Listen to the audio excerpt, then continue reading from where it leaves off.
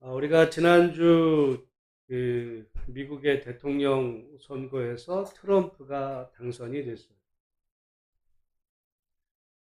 트럼프가 당선이 돼서 좋아지는 면 하나와 또 나빠지는 면 가운데 좋아지는 면이 있다면 그거는 전쟁의 위험이 사라졌다는 것입니다. 러시아 우크라이나 전쟁이 자칫하면 이제 한반도 이 극동아시아 전쟁으로 얼마든지 옮겨 붙을 가능성이 높았고, 그러면 어쩌면 3차 대전이 가능할 수도 있었던 상황입니다. 그런데 트럼프 당선으로 그것은 이제 끝났습니다. 제가 볼 때 그건 거의 끝난. 그러나 그 트럼프 당선으로 이제 어려워진 면이 있다면 경제는 상당히 더 어려워질 겁니다. 트럼프는 장사꾼이에요. 장사꾼. 그래서 절대로 손해보는 일을 안 하는데, 이제 그 얼마만큼 우리나라라든지 또는 그걸 잘 대처하지 않으면 막대한 피해가 있을 수도 있는데, 뭐 그 피해가 크더라도 전쟁의 위험만 어쩌면 하겠습니까? 모쪼록 그런 의미에서 이 나라를 위해서 더 하나님 앞에 기도하는 우리 모두가 되어야 될 줄로 믿습니다. 그러면 아마 이번 대선을 보면서 앞으로 여러분 뉴스에서 지금까지도 들었고 계속 들을 얘기가 비트코인. 비트코인이 뭐지? 앞으로 여러분 세상이 변하고 있어요. 그리고 일론 머스크. 제가 볼 때 이번 대통령 선거의 최대 승자는 일론 머스크입니다. 제가 거의 99%의 확률로 얘기합니다. 다음번 미국 공화당 대통령 후보는 일론 머스크. 그리고 다음번 대통령은, 미국 대통령은 일론 머스크가 될 거예요. 일론 머스크를 모르고서는 미래 사회를 이제 얘기할 수 없을 만큼 그는 세계 최고 부자였을 뿐만 아니라 지금 미래 모든 산업을 다 리드하는 실질적인 재계의 왕자였어요. 그가 지금 미국 이번 트럼프 정부에서 중요한 자리를 맡는다는 거예요. 저는 그게 심히 염려됩니다. 그 사람이 맡는 게, 미국은 부채가 많아요. 정부 부채가 많은 거를 구조 조정을 한다는 거예요. 그래서 뭐라고 주장하냐면 국가 경영을 회사처럼 한다는 거예요. 여러분, 사실 국가 경영은 회사처럼 하면 안 됩니다. 회사는 어떻게 보면 어떤 이득이 되지 않는 사람은 어떻게 돼요? 구조 조정하는 거예요. 나라는 그럴 수가 없어요, 국민은. 근데 미국은 그렇게 할 거예요. 누가? 일론 머스크. 자기 회사 경영. 게다가 한 가지 우리가 더 염려해야 되는 것은, 이 미국 공화당은 전통적으로 이 재생에너지, 석유 위주거든요. 그래서 이번에 트럼프가 공개적으로 기후위기 같은 건 없다고 주장해요. 우리가 지난해 얼마나 뜨거웠어요? 올겨울에 엄청나게 추우면서 이 기후 문제 얘기하지만 트럼프와 공화당은 그런 거는 중국이 만들어낸 가짜 뉴스야. 그 주장이에요. 그래서 가만히 보시면 트럼프가 당장 할 게 뭐냐면 석유 개발을 합니다. 석유. 그래서 사실은 일론 머스크는 민주당 지지자였어요. 그러다가 이번에 트럼프 지지가 되면서 여러 가지 이유가 있는데 통하는 게 있습니다. 여러분, 스페이스X라는 게 있어요. 일론 머스크가 사업을 정말 엄청나게 여러 개를 해. 그 중에 하나가 스페이스X가 뭐 하는 거냐면 화성에다 사람 보내는 거예요. 일론 머스크가 노골적으로 말해서 자기는 은퇴를 화성에서 할 거다. 이제까지는 그게 개인의 욕망이었지만 이제 미국의 정부를 업고 그 일을 추진하게 될 때 궁극적으로 뭐냐면 어차피 이 지구에서는 인간이 더 이상 살 수가 없어. 왜? 기후위기와 핵전쟁과 인간의 탐욕과 전쟁으로 이 땅은 살 수가 없으니까 소수의 사람만 화성으로 간다 이거죠. 누가? 1%. 결국 비트코인을 가진 사람도 1%. 여러분, 비트코인은 어떤 우리가 그동안 운영하던 이 은행 시스템과 전혀 다른 어떤 시스템이 앞으로 여러분 이 트럼프 시대에 정말 맞이하게 될 두려운 미래입니다. 저는 그런 의미에서 보면 정말 이 본래 미국의 민주당과 공화당에서 미국의 민주당은요, 엘리트 집단이에요. 엘리트야. 소위 말하는 미국의 하버드를 비롯한 이 아이비리그 출신들 월가 어떤 산업도 최첨단 산업이 이 금융, 그 다음에 이 빅테크, 이런 산업들이 이 민주당 지지고 공화당은 카우보이. 전통산업, 어떤 뭐 석유, 아니면 건설, 토목, 이런. 근데 이번에 일론 머스크가 공화당으로 감으로써 확 바뀌었어요. 왜냐하면 일론 머스크는 미래 산업의 어떻게 보면 선도자거든요. 미래 모든 산업. 그가 하는 테슬라만이 아니라 스페이스X 뉴럴링크라는 것도 있어요. 뉴럴링크는 뭐라냐면 인간의 뇌를 연구해서 화성 갈 준비하는 거예요. 여러분, 우리가 앞에 펼쳐진 미래는 만만하지가 않을 거예요.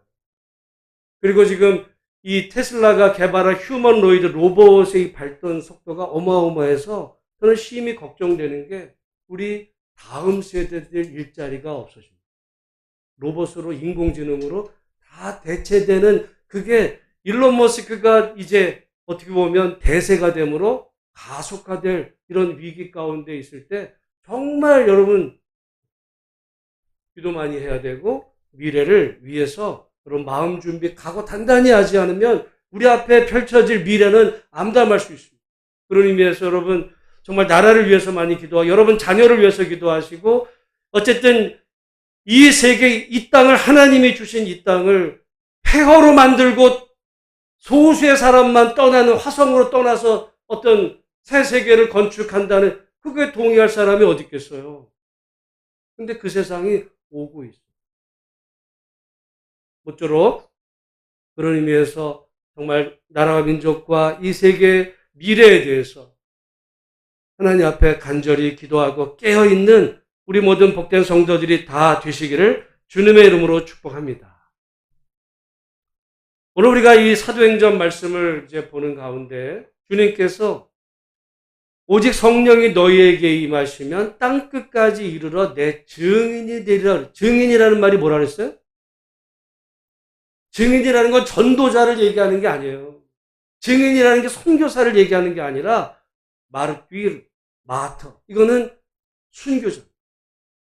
왜 우리에게 성령을 주셔요? 순교자의 길을, 순교의 길을, 죽음의 길까지 그 길을 걸어가. 바울은 결국 성령 받고 주님을 영접한 이후에 복음을 전하다가 결국 그 길의 끝에 순교의 길로 가는 과정에 지금 재판을 받고 있는 거예요. 이 재판 모든 과정 끝에 바울은 죽음의 길로 가게 돼 있는 여정을 가는 중에 오늘 본문의 말씀에서 바울은 아그리빠에게 지금 재판을 받습니다. 바울의 재판에 그 당대 어떻게 보면 최고 권력자들이 다 등장해요.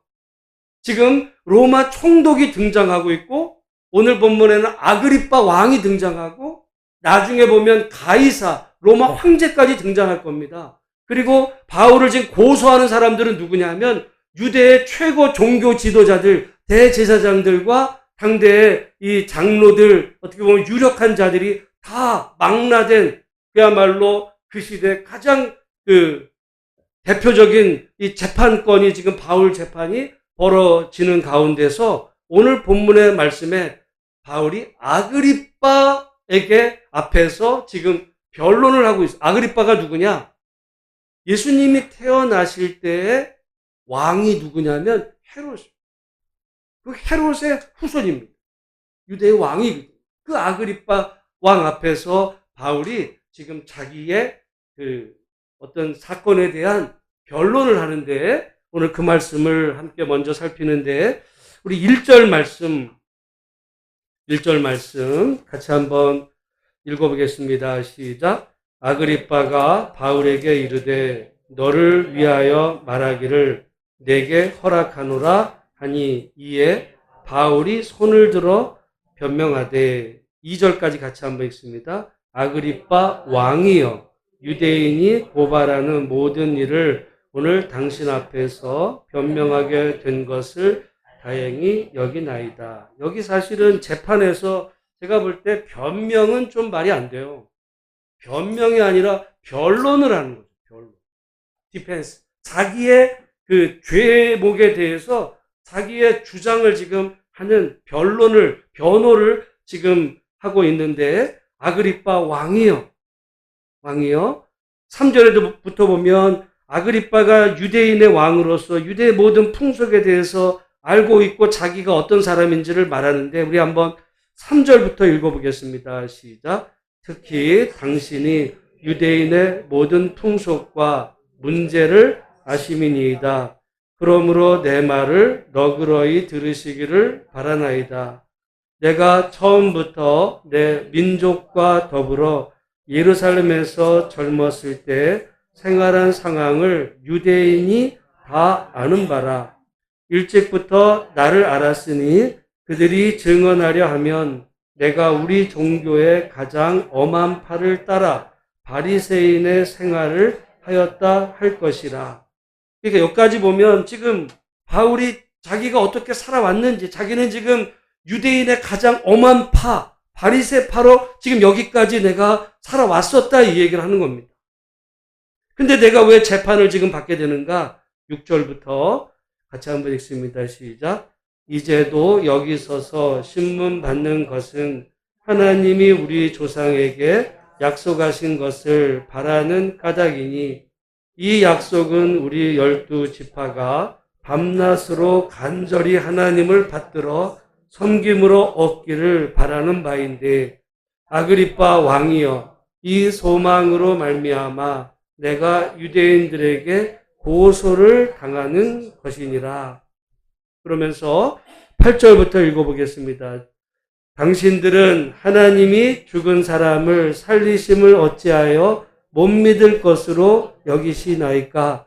나도 나사렛 예수의 이름을 대적하여 많은 일을 행하여야 될 줄 스스로 생각하고 예루살렘에서 이런 일을 행하여 대제사장들에게서 권한을 받아가지고 많은 성도를 옥에 가두며 또 죽일 때 내가 찬성 투표를 하였고, 또 모든 회당에서 여러 번 형벌하여 강제로 모독하는 말을 하게 하고, 그들에 대하여 심히 격분하여 외국 성에까지 가서 받게 하였고, 그 일로 대제사장들의 권한과 위임을 받고 다메섹으로 갔나이다. 여기까지 우리가 이미 사도행전 앞에서 이 동일한 이야기를 한 번은 사건으로, 두 번째는 바울이 자기의 간증으로, 그리고 오늘 다시 한번, 그러니까 사도행전에 바울의 자기 간증이 3번 나오는 중에 지금 3번째 아그리빠에게 이야기하는 겁니다. 굳이 설명이 필요 없죠.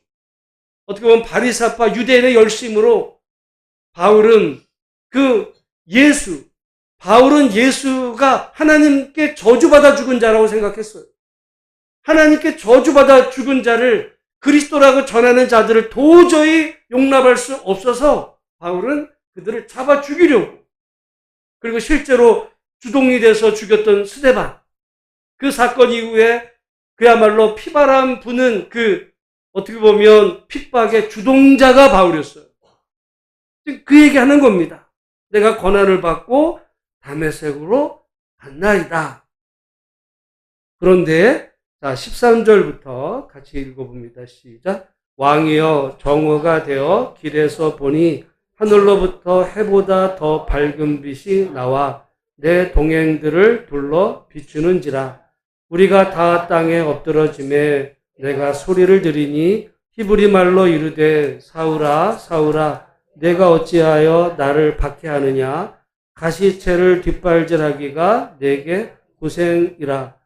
내가 대답하되 주님 누구시니까? 주께서 이르시되 나는 내가 박해하는 예수라.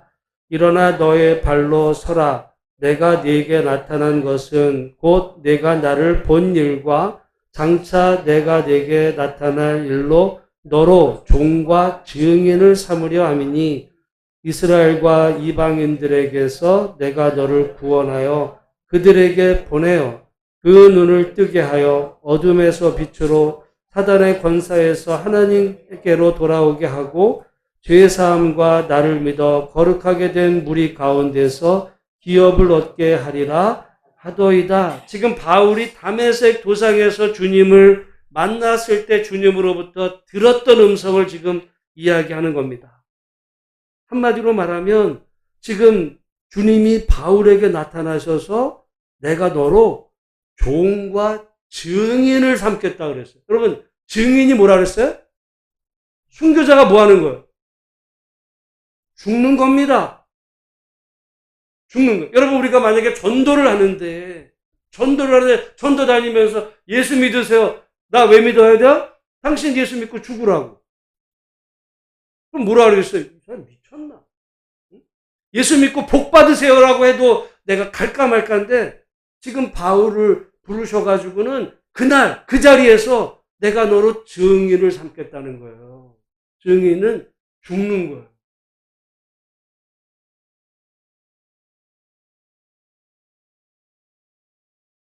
게다가 지금 누구에게 증인이 되냐면 이방인에게 증인이 돼. 이방인.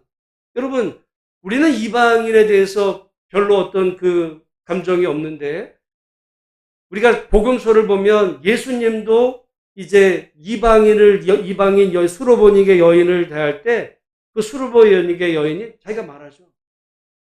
자기가 개로 그 여김을 마땅하다 이거. 유대인들은 이방인을 뭐로 여겼다는 거야? 개가 트집었대요, 개들. 오늘날이야 여러분 개라는 게 반려동물로 정말 귀엽죠. 우리 집에 가면 정말 제일 나를 반기는 게 우리 강아지, 우리 쫑인데 여러분 이 얘기가 아니에요 지금. 지금 예수님 시대에 이 개라는 거는 정말 상종 못할 개 같은 인간이에요, 개 같은. 우리나라도 그래서 욕 중에 개 붙이서 하는 욕이 있잖아요. 개새끼예요. 그런 존재가 이방인이야. 그래서 이방인하고는 접촉을 말아야 돼. 그런데 지금 바울을 주님이 어디를 보내세요? 이방인에게. 다른 말로 하면 죽으라는 거예요. 여러분, 오늘 우리가 예수를 믿으면 예수 왜 믿어요? 잘 되려고 믿지. 복 받으려고 믿고 부자 되려고 믿고 아니면 행복해지려고 믿고 나중에 천국도 가려고 믿고 내가 뭐가 좋아지려고 믿지 죽으려고 믿어요? 근데 주님은 바울을 부르실 때 그런 약속, 네가 나를 따라오면 너로 성공하게 해줄 거야. 네가 나를 따르면 너를 행복하게 해주고 근심 걱정이 없는 삶으로 너를 인도해 줄 거야. 그게 아니고요. 지금 여기 말씀을 가만히 들으면 넌 나의 증인이다. 증인이 죽는 길이라니까요. 여러분, 오늘 우리가 예수를 믿을 때 내가 왜 예수를 믿게 됐는지를 우리 한번 이 본문을 통해 생각해 볼 필요가 있어요. 예수 믿어서 더 좋아지려고. 사실 우리 한국 교회는 그래서 예수 믿었어요. 왜? 이 미국의 선교사들이 왔잖아요. 근데 그 당시 한국은 정말 어떻게 보면 최악의 5,000년 우리 한민족 역사의 가장 최악의 그런 상황 가운데 희망이 없을 그 당시에 선교사가 왔어요. 게다가 일본의 압박에 있는데 선교사는 미국이야. 그러니까 미국이란 나라 자체가 어떻게 보면 하나님 같은 거였어요. 그들이 전하는 하나님이니까 교회를 갔더니 뭐 먹을 것도 주네. 교회를 갔더니 공부도 시켜줘. 영어도 가르쳐줘. 유학도 보내줘. 뭐 학교 교회 다니면서 좋은 일만 있었어요. 그러니까 우리들 생각 속에서는 교회 다니면 좋은 일이 일어나는 거야. 우리가 말하지 않아도 오늘 한국에서 예수 믿는 사람은 다 그런 생각으로 예수를 믿어요. 근데 지금 바울은 그러지가 않아요. 그 주님의 말씀에 순종하는 길은 이제까지 살아와서 자기가 누렸던 모든 것을 다 포기하는 길이었어요. 말씀드렸지만 바울은 그 가장 엄한 바리새파의 일원으로 살았을 뿐만 아니라 그냥 멤버가 아니라 리더였어요. 그냥 예수 만나지 않았으면 바울은 그 세계 속에 유대 세계 속에서 종교 지도자가 된 거예요. 여러분, 종교 국가에서는 종교 지도자는 이 종교의 리더만이 아니라 부귀, 영화, 권세, 명예는 다 갖는 거예요. 리더면서 어떻게 보면 바울은 그래서 평생 결혼도 못해. 만약에 예수 만나지 않았으면 가정도 이루고 말이지. 여러분, 우리가 구약 성경을 보면 가정 이루는 게 율법으로 얼마나 자녀 낳는 문제가 중요해요. 그러니까 바울은 모든 것을 다 누릴 수 있는 그야말로 정말 미래가 보장된 사람이에요. 예수 만나지 않았으면, 예수 믿지 않았으면 미래가 보장된 사람이었는데, 그날 다메섹 도상에서 예수를 만나고 한마디로 인생에 꼬인 거예요.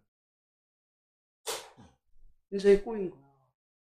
자기가 희망을 가졌던 모든 것들, 게다가 지금 그 이방인, 우리는 그걸 선교라고 그러지만 다른 말로 보면 떠돌이에요.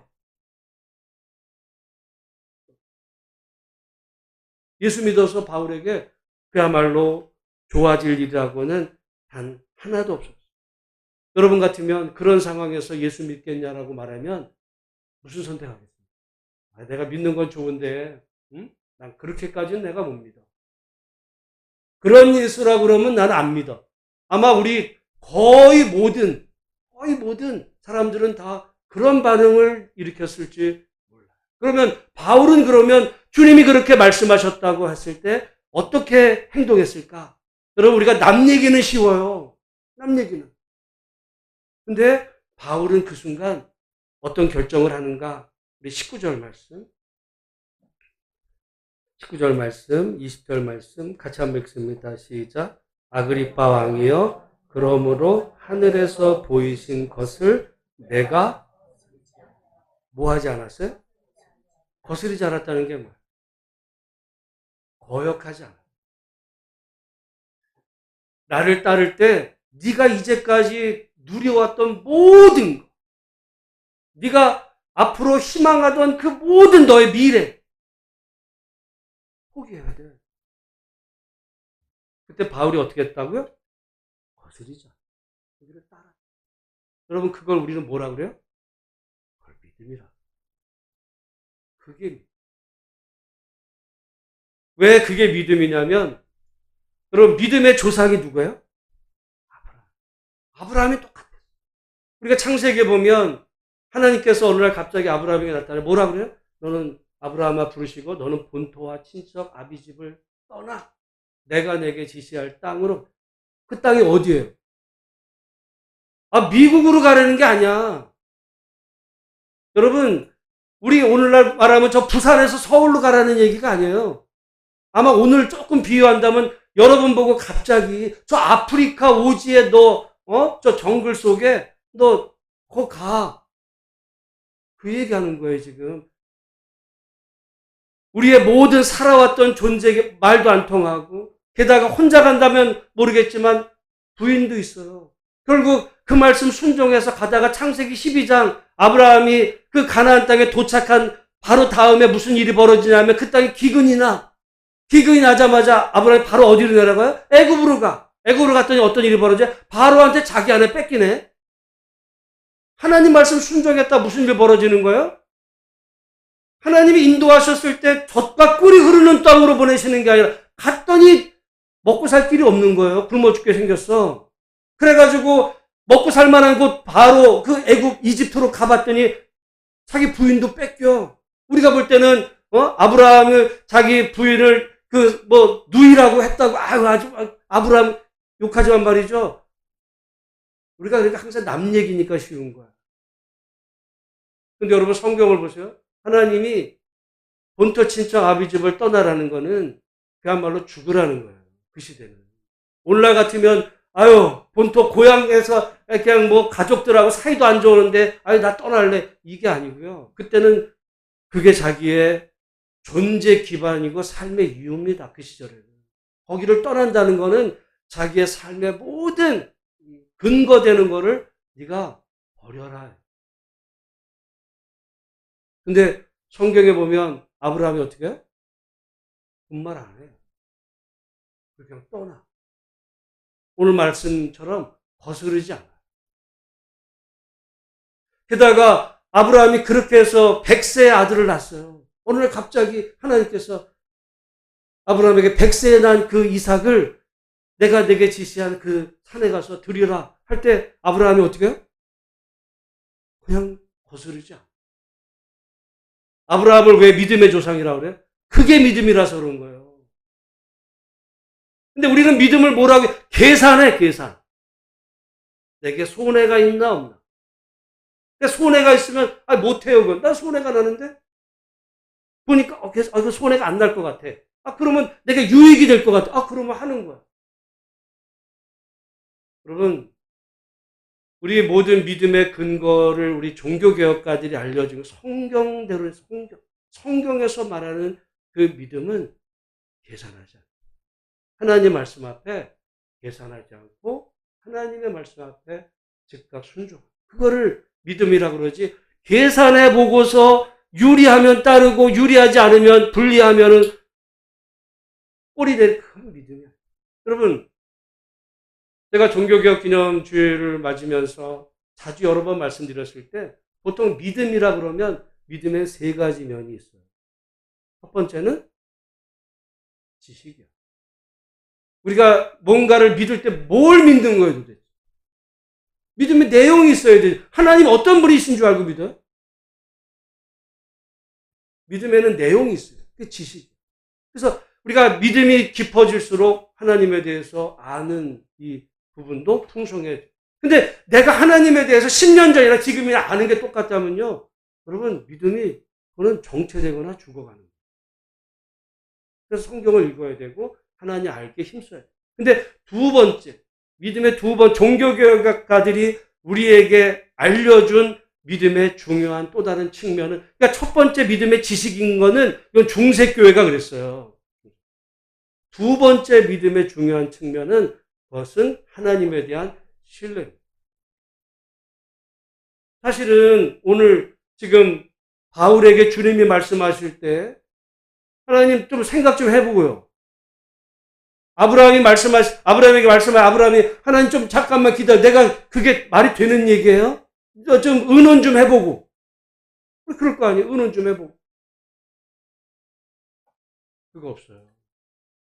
말씀하시는 하나님을 믿고 그분을 그분에 대한 신뢰로 그분의 말씀에 순종하는 그것을 성경은 그리고 종교학자들은 그걸 우리에게 그게 믿음이다. 여러분, 오늘날은요 제가 자주 쓰는 표현에 친숙함이 경멸을 낳는다고 우리가 자꾸 어떤 신앙적인 용어를 막 쓰다 은혜, 믿음 막 이게 막 많이 쓰니까 아는 줄 알아요. 아니야. 믿음이 뭐라고요? 하나님에 대한 절대적인 신뢰. 하나님이 말씀하실 때 계산하지 않는 거야. 그리고 그 말씀에 순종하며 근데 그 길이 어떻게 보면 내게 유리한 길이 아니라 그게 설령 죽음의 길일지라도 그 길을 가는 거. 왜?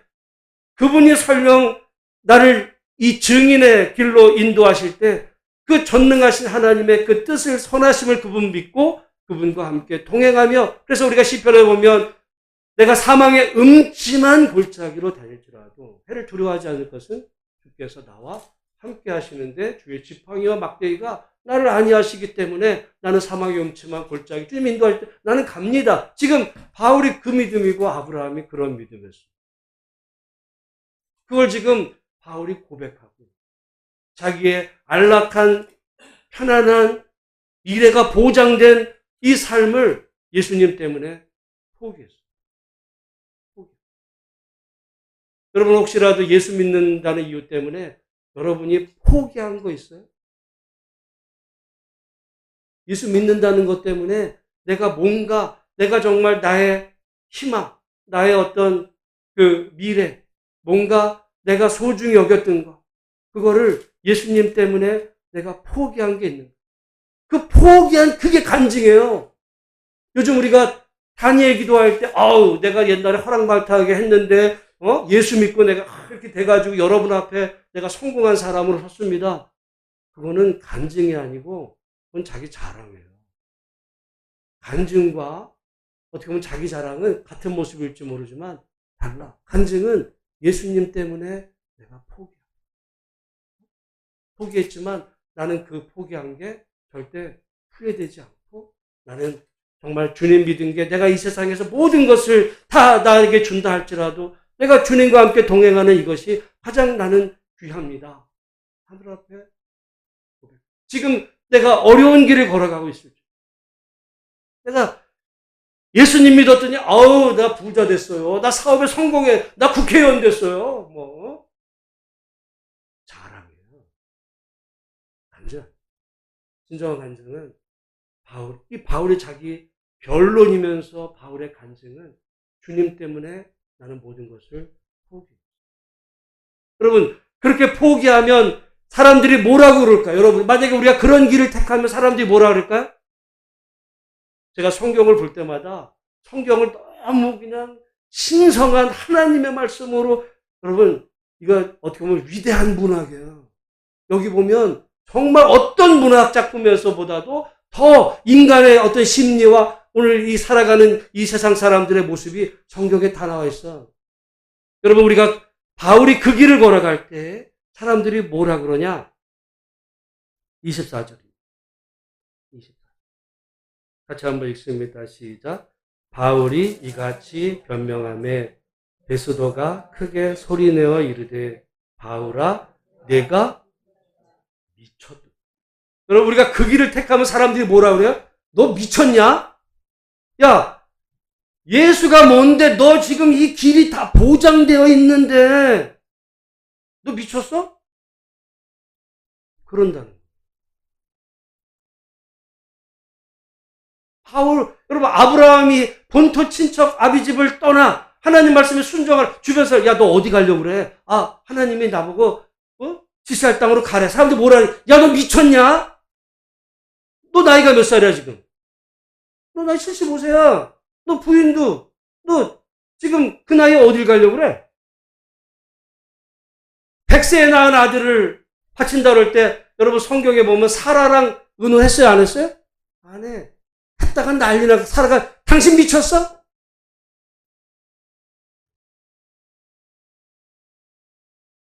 마찬가지. 여러분 오늘 어떤 의미로 보면 우리가 예수님을 믿을 때 뭔가 세상 사람들에게서 쟤 예수 믿고 미쳤네? 라는 말을 들어야 돼요. 내가 뭔가 예수님 때문에 내가 뭔가 포기하는 게 있어요. 포기한 게 있어요. 바울은 너 미쳤냐? 라고 할 때 여러분 바울이 뭐라 그래요? 25절 같이 한번 읽습니다. 시작. 바울이 이르되 베스도 각하여 내가 미친 것이 아니요 참되고 온전한 말을 하나이다. 그게 옳은 길일 때 여러분 그 길을 걸어가는 것. 그것이 참되고 옳은 길이라는 거. 우리가 그 룻기에 보면 그 이 보아스와 이제 그 룻과 어떻게 보면 이 결혼 전에 먼저 기업 물을 자라는 사람이 나와요. 먼저 우선권이 있는 어떤 사람이 있을 때 보아스가 룻을 취하기 전에 먼저 우선권이 있는 사람에게 그 우선권을 가진 사람의 그 권리와 의무에 대해서 이야기합니다. 여러분 룻기 4장을 보세요. 제 기억에 4장 6절인데 그 사람이 생각을 해봐요. 그리고는 성경에 보면 그 말이 나와. 자기 기업에 손해가 날까. 그래서 나는 기업 물을 거를 포기합니다. 그래서 성경에는 그 사람의 이름이 뭐예요? 아무개야, 아무개. 여러분, 오늘 우리 신앙생활에서도 자기에게 손해가 날까 하여 안 하는 거야. 그리고 뭘 해? 내게 이득이 되는 것만 가는 거예요. 예수 믿고 복받, 좋아.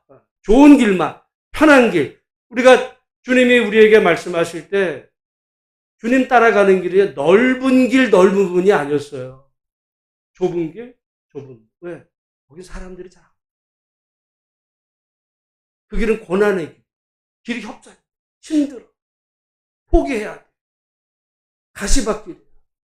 어떻게 보면 인간으로서는 그 길을 걸어가기 힘들어요. 그래서 여러분 진정한 믿음은 예수 믿고 은혜 받았다고 박수치는 거기서 끝나면 여러분 어떻게 보면 우리가 믿음이 금인지 여러분 금 비슷한 게 뭐예요?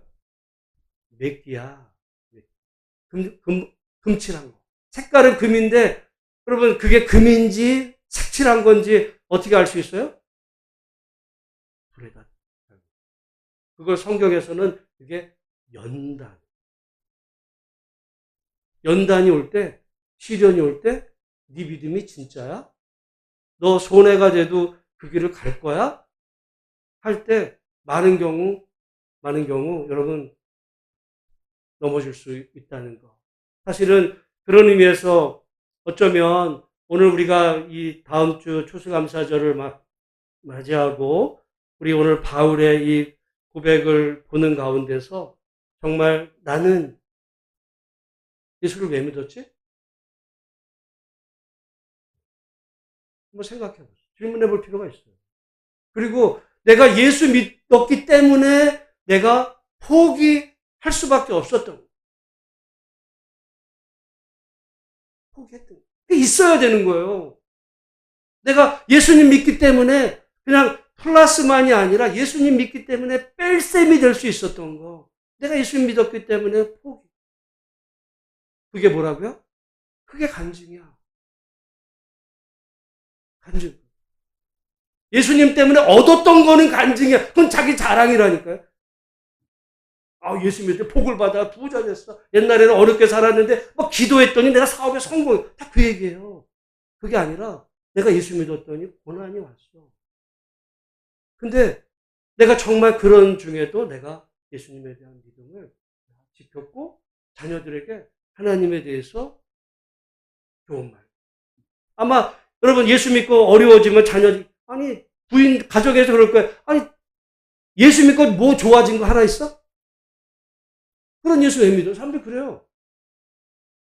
그럴 때 내가 믿은 예수, 나는 내 일평생 이제까지 예수님이 어떻게 보면 세상적으로 나한테, 여러분 바울 보세요. 예수님 때문에 바울이 얻은 게 뭐가 있어요 지금? 아무것도 없어. 어? 예수님 때문에 지금 장가도 못 갔어요. 예수님 때문에 지금 돌 맞아. 예수님 때문에 지금 사형수가 됐어요. 좋아진 게 뭐 있어? 아마 그 순간 내가 예수 그때 잘못 만나가지고 나 그때 후회된다. 내가 과거로 타임머신 돌이킬 수 있으면 내가 다메섹에서 예수 나한테 아무리 그랬어도 내가 그런 소리 하지 말라고 그럴 수 법하잖아. 근데 바울은 내가 거스르지 않아. 그러면서 뭐라 그래요? 20절, 21절 같이 한번 읽어보겠습니다. 시작.